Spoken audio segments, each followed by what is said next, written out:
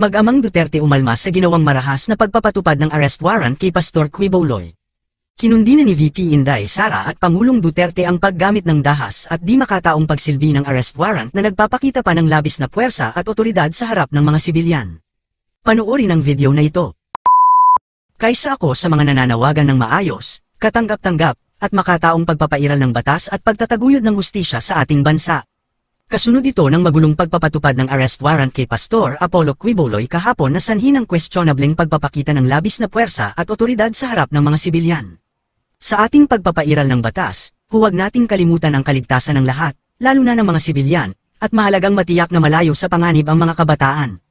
Huwag din sana nating kalimutan na ang pandarahas sa ating mga mamamayan ay paglapastangan sa ating demokrasya. Sana ay mapanatili natin ang respeto, kaayusan, at kapayapaan sa ating bansa. Maging laging mahinahon din sana ang mga Dabawenyo at ang buong sambayan ng Pilipino, at magkaisa ang lahat sa pananalangin para sa katotohanan at hustisya. I strongly condemn the use of excessive and unnecessary force in serving the warrant of arrest for Pastor Apollo Quiboloy of the Kingdom of Jesus Christ by police officers who are not even from Davao City. This incident occurred within a place of worship and on school premises, which is absolutely unacceptable. Will this overkill be the trademark of this administration when dealing with individuals who are merely accused of committing a crime and have not been proven guilty beyond reasonable doubt? Will they exhibit the same lack of self-restraint they have shown towards critics of this administration when dealing with their supporters? How can this administration guarantee the preservation of the constitutional rights of our fellow Filipinos when even the most fundamental of these rights are being trampled upon and blatantly violated? Mag-amang Duterte, no? Pumalag po si PRRD dito po sa excessive force na ginawa ng PNP kaya sa pag-serve ng warrant of arrest dito kay Pastor Quiboloy. Okay, basahin po natin yung kanyang mga pinahayag. Ayon po kay Duterte, kay Tatay Digong, President, dito po sa Inquirer.net, former President Rodrigo Duterte has condemned what he called excessive and unnecessary force, no? Kasi excessive, napakalaki. Nakita niyo po ba yung puwersa? Parang hindi ko po alam kung paano niyo i-describe yung parang merong mas malaki pa sa nakikita nating paglusob sa mga kampo ng di ba? Ng mga NPA. Wala po ako nakitang ganyan kalaking puwersa na lulusob sa mga di ba? Tapos full battle gear lahat. Nakita natin yung video, yung binabakbak yung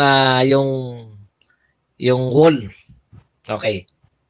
Sabi ni Pangulong Duterte, excessive and unnecessary. No? Hindi kailangan eh. Una, mayroon na po bang instance? Correct. Para drug, yan mas maganda. Para drug cartel eh, no? Pwede po yan, pwede po siyang maging necessary na ganyan kalaki at ganyan couple battle gear kung parang papunta ng Marawi. Correct. Pwede po yan kung meron na pong instance na nagbigay sila ng subpoena, tapos pinaulanan sila ng, hindi naman to yung una nilang pagpunta dyan eh, sa KOJC. Hindi rin ito yung unang pagpunta nila na, di ba, magsaserve sila dati ng mga, yung sa Senate, di ba? Yung magbibigay sila ng subpoena. Okay lang po yan, justified po yan. Kung nung una kayong nagpunta riyan para mag-serve ng subpoena, pinaulanan kayo ng bala o kaya pinasabugan kayo ng granada, di ba? Ito sa ano lang to sa isang practical na mga mamamayan. Kasi hindi naman tayo abogado eh. Di ba kung practical kang leader ng mga pulis o sundalo, talagang mag-iingat ka na sa susunod. No? Mag-iingat ka na sa susunod kasi nung huli kayo nagpunta, may nagpaulan ng granada o may nagpaputok ng baril. So, yun po, justified po yun na ganun ang mga itsura. Pero wala pa naman pong instance na ganun eh. Wala naman pong instance na pinagsasarahan kayo ng pintuan o kayo ay pinahabol sa aso man lang. walang resistance before na magja-justify ng ganyang excessive force. Yun po yung gusto kong sabihin eh. Okay. Tapos, ito maganda tong binabanggit ni Pangulong ni dating Pangulong Duterte. Kino-question niya yung administration action in dealing with individuals merely accused.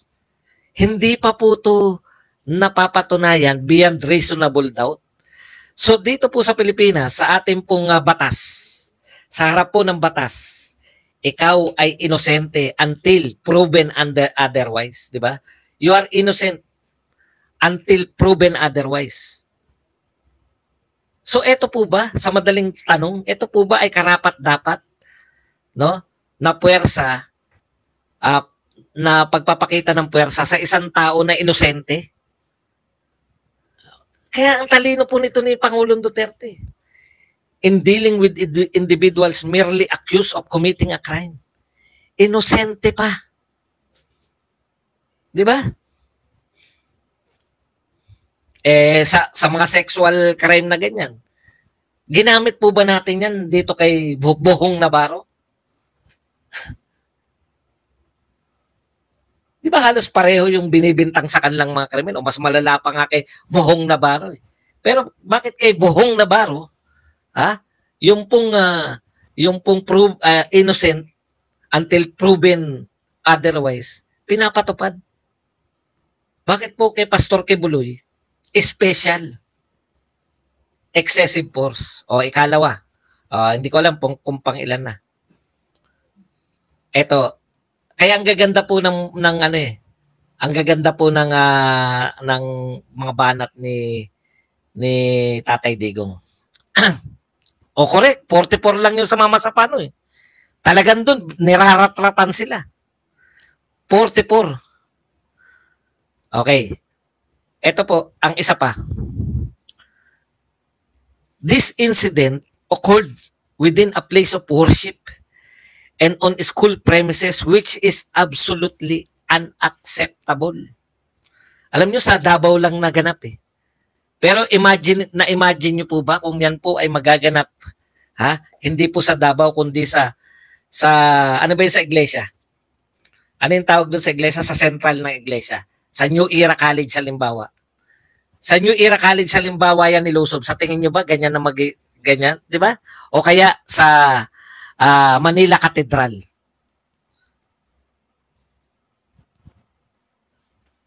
Yun po yung katumbas ng ng Dome. King Dome. Yun po yung katumbas nun, yung Iglesia ni Cristo Central o Manila Cathedral. Naiisip niyo po ba kung magagawa niyo yan sa iglesia? Sa Iglesia ni Cristo? Pag meron pong inakusahan na taga-iglesia at magsaserve kayo ng warrant of arrest, magagawa niyo po ba yan sa Iglesia ni Cristo Central? Ano lang po ano lang po yung anong tawag dito? Yung hindi po makatotohanan to, pero yung nagdidiskusyon lang po tayo. Anong tawag diyan?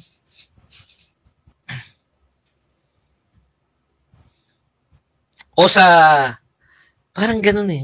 Mahirap pong unawain yung sinasabi ko until na ipakita sa inyo na hindi niyo yan magagawa for the sake of argument lang. Hindi niyo po yan kayang gawin sa ibang relihiyon. Na yung kanilang pinakasentro ng pananampalataya. Just to illustrate. For comparison. Na-imagine niyo po ba? Mayroon po bang mga kapulisan na papasukin yung sentral ng Iglesia ni Cristo? Nababakbakin nila yung kung ano man na nakaharang doon? Hindi po, wala po sa isip ko na meron pong kapulisan na makakagawa nun. Bakit po sa Kingdom of Jesus Christ kayang gawin? Eskwelahan. Naiisip niyo po ba sa UP? Gagawin sa UP yan. Sa UP nga, pumasok lang ng walang paalam yung mga pulis na may huhulihin eh. Kinakailangan makipag-negotiate ka pa muna eh. Yun yung point ni That is unacceptable. Hindi po pwede rito yung pangbubong mga katwiran ng mga vlogger na kayo pinoprotektahan nyo si Kibuloy. Hindi po. Imagine niyo po yun. Sa Vatican. Sa Vatican gagawin yan. Ganun po yung katumbas. Maring maliit yung puwersa ni Kibuloy kumpara sa iglesia o sa Romano Katoliko. Pero yun po yung katumbas nun eh. Nung kanilang mga puok dalanginan. Lalo na kung imagine niya na gagawin niya sa mga Quran. Ay, Quran. Excuse, ano tawag doon sa simbahan ng mga Muslim? Pasensya na, hindi po Quran. Ano na nga tawag doon sa mga mosque? Hindi po obra. Yun yung sinasabi ni Pangulong Duterte na unacceptable. Unacceptable po yan. Hindi nyo po pwedeng katwiranan na dapat yung mga humarang na yan. Dapat yung mga humarang na yan ay pakulong. Sabi ni Abe. Ha? Kasuhan daw yung mga humarang.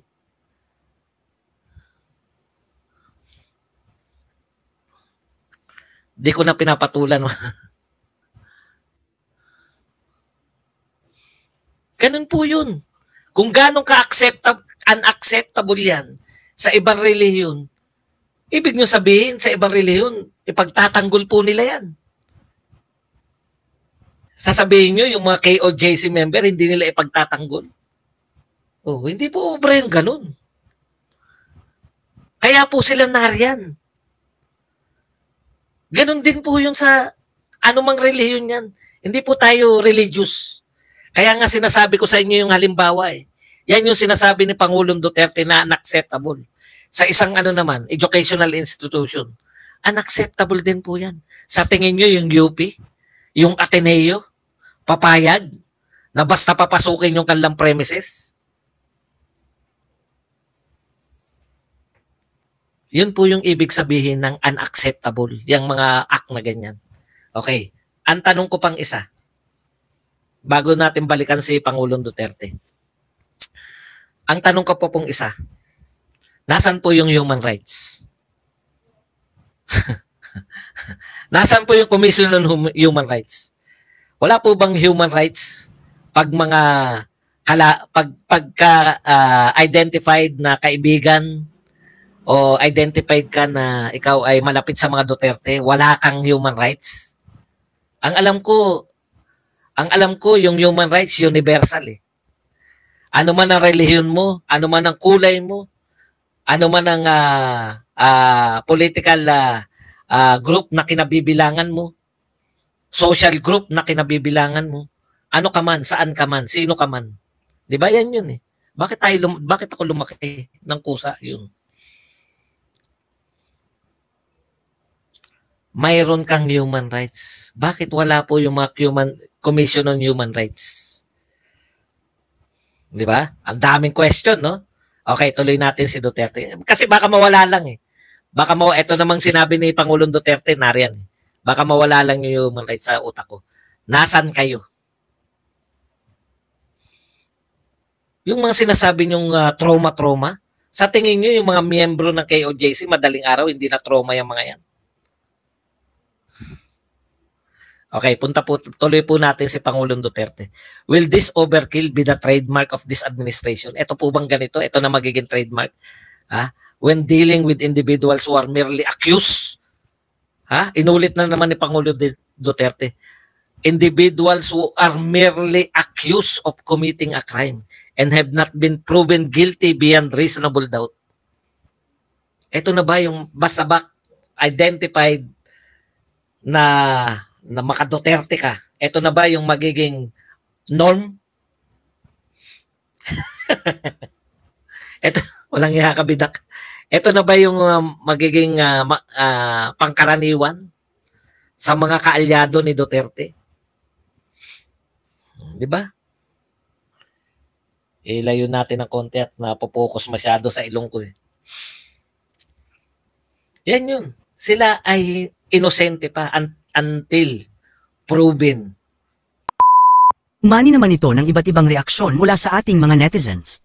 Ayon kay Elvis Rosas, he was not yet proven guilty through proper court proceedings pero grabe ang ginawa.